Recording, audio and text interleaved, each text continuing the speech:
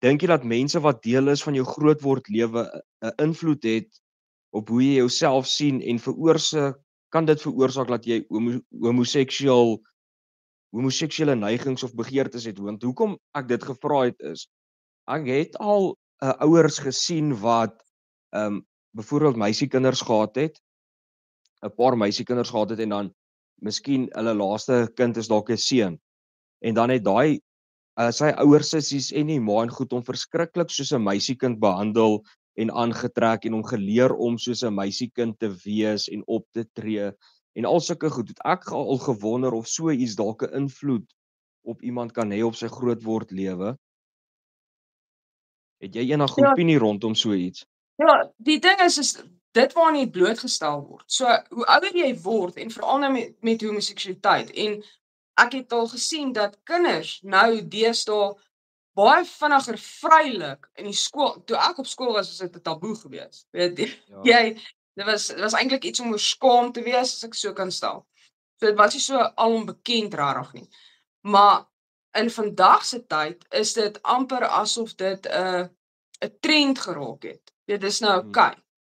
So hoe meer jy aan 'n sekere ding blootgestel gaan word, dan gaan daai gees aan jou vat. As Ja, jy dit maak dit sin. staan. So dan kan dit jou beïnvloed.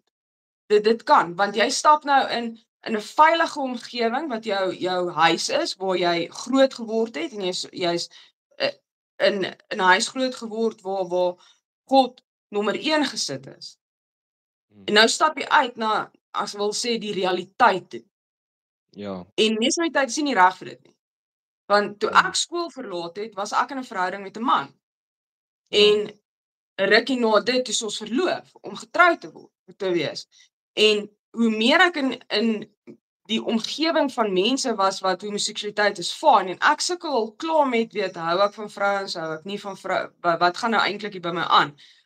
Het dit 'n hold van my gekry. En ek het totaal oorgegee aan daai lewe.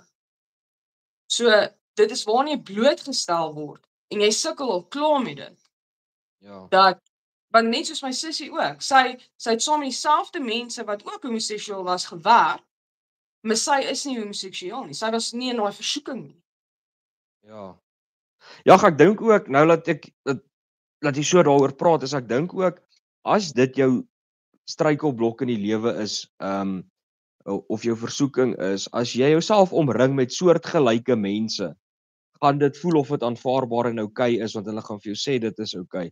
Ek dink dit is ook 'n ding wat 'n rol speel. Ek dink as ek nie gereeld kerk bygewoon het en sulke goed nie en eerder 'n meer losbandige lewe gelei het met my probleme wat ek reeds gehad het, dink ek kon dinge dalk erger uitgedraai het want hulle sou teen een vir 'n mens geleer het dat dit aanvaarbaar is om wel so losbandig te lewe.